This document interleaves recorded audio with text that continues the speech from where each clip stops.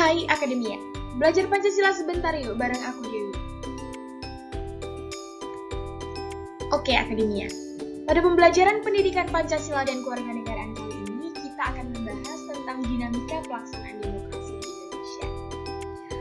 Nah, tujuan pembelajaran dalam modul yang kita bahas kali ini adalah untuk menguraikan dan mempraktikkan nilai-nilai dari tiap-tiap sila Pancasila dalam kerangka dinamika pelaksanaan demokrasi di Indonesia.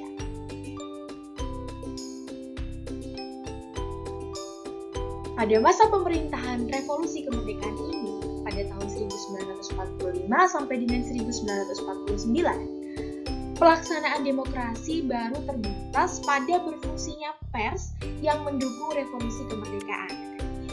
Sedangkan elemen-elemen demokrasi yang lain belum sepenuhnya terwujud karena situasi dan kondisi yang tidak memungkinkan. Hal ini dikarenakan pemerintah harus memusatkan seluruh energinya bersama-sama rakyat untuk mempertahankan kemerdekaan dan juga menjaga kedaulatan negara, agar negara kesatuan tetap hidup.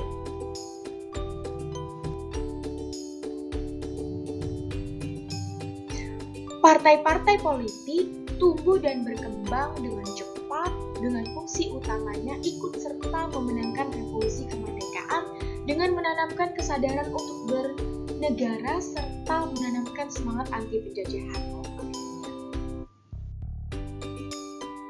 Yang pertama, pemberian hak-hak politik secara menyeluruh.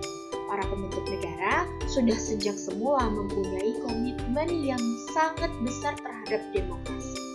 Semua warga negara yang sudah dianggap dewasa memiliki hak politik yang sama, tanpa ada diskriminasi yang bersumber dari ras, agama, suku, dan kedaerahan. Yang kedua, presiden yang secara konstitusional ada kemungkinan untuk menjadi seorang diktator. Dibatasi kekuasaannya ketika Komite Nasional Indonesia Pusat atau KNIP dibentuk untuk menggantikan parlemen. Lalu yang ketiga, dengan maklumat wakil presiden maka dimungkinkan terbentuknya sejumlah partai politik yang kemudian menjadi peletak dasar bagi sistem kepartaian di Indonesia untuk masa-masa selanjutnya dalam sejarah kehidupan politik kita.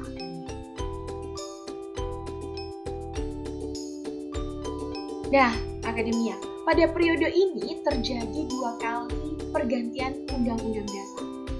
Yang pertama, pergantian Undang-Undang Dasar 1945 dengan Konstitusi RIS pada rentang waktu 27 Desember tahun 1949 sampai dengan 17 Agustus 1950. Dalam rentang waktu ini, Akademia, bentuk negara kita berubah dari kesatuan menjadi serikat. Sistem pemerintahannya juga berubah dari presidensil menjadi kuasi parlementer. Yang kedua, pergantian Konstitusi RIS dengan Undang-Undang Dasar sementara tahun 1950 pada rentang waktu 17 Agustus 1950 sampai dengan 5 Juli 1959. Periode pemerintahan ini bentuk negara kembali Akademia menjadi negara kesatuan dan sistem pemerintahan menganut sistem parlementer. Nah, Akademia, dengan demikian dapat disimpulkan bahwa pada periode 1949 sampai dengan 1959, negara kita menganut demokrasi parlementer.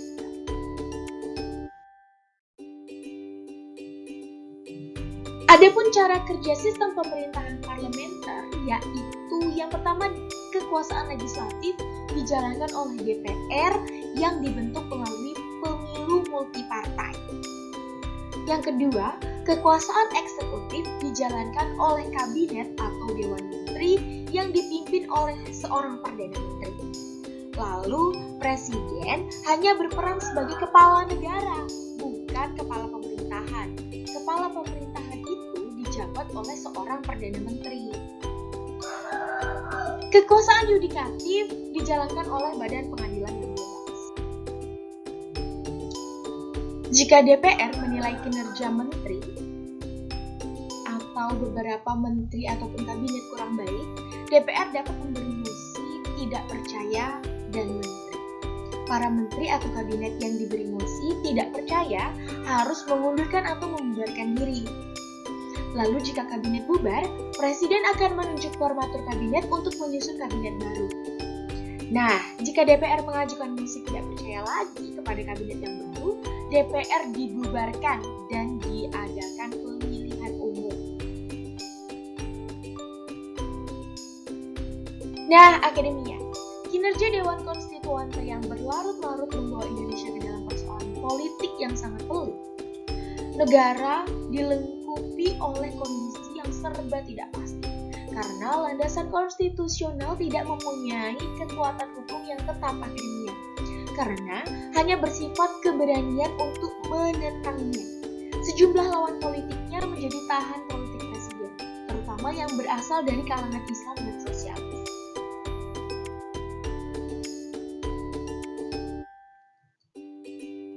Demokrasi terpimpin berakhir setelah terjadinya peristiwa G30 SPKI yang diikuti berbagai peristiwa lainnya.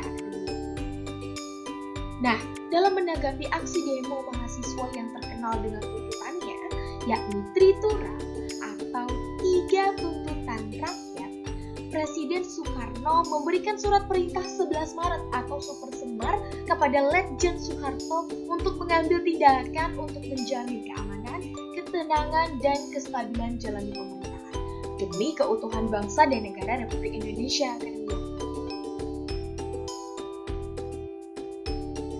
Visi utama pemerintahan Orde Baru adalah melaksanakan Pancasila dan juga Undang-Undang Dasar Negara Republik Indonesia tahun 1945 secara murni dan konsekuen sebagai kritik terhadap Orde Lama yang dianggap telah menyimpang dari Pancasila.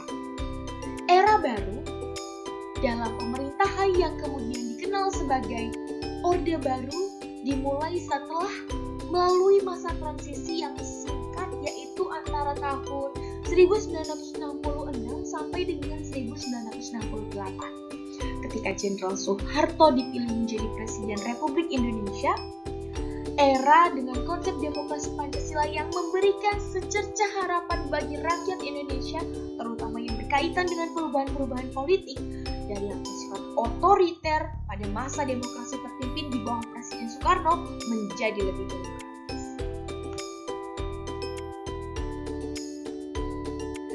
Presiden Soeharto sebagai tokoh utama Orde Baru dipandang rakyat sebagai sosok pemimpin yang mampu membawa bangsa ini keluar dari keterpurukan karena berhasil membubarkan PKI loh akademia, yang ketika itu dijadikan musuh utama negeri ini dan berhasil menciptakan stabilitas keamanan negeri ini pasca pemberontakan PKI dalam waktu yang relatif singkat.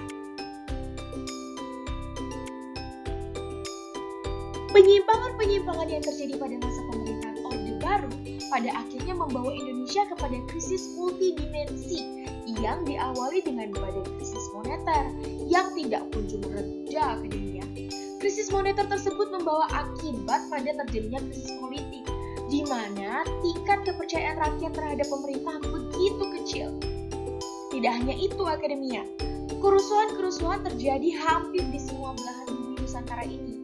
Akibatnya bisa ditebak, pemerintah Orde Baru di bawah pimpinan Presiden Soeharto terperosok ke dalam kondisi yang diliputi oleh berbagai tekanan politik baik dari luar maupun dalam negeri. Presiden Soeharto menawarkan berbagai langkah antara lain reshuffle atau perombakan kabinet dan membentuk Dewan Reformasi. Akan tetapi, Presiden Soeharto tidak punya pilihan lain kecuali mundur dari jabatannya. Nah, akademia, segitu dulu ya pembelajaran kita kali ini. Jangan lupa di like, komen, dan subscribe. Jangan lupa juga komen di bawah ya.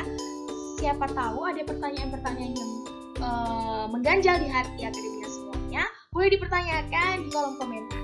Jangan lupa juga di-share materinya supaya teman-teman akademia semua lebih tahu lagi tentang materi-materi pendidikan Pancasila yang kami sajikan. Terima kasih. See you on the next video.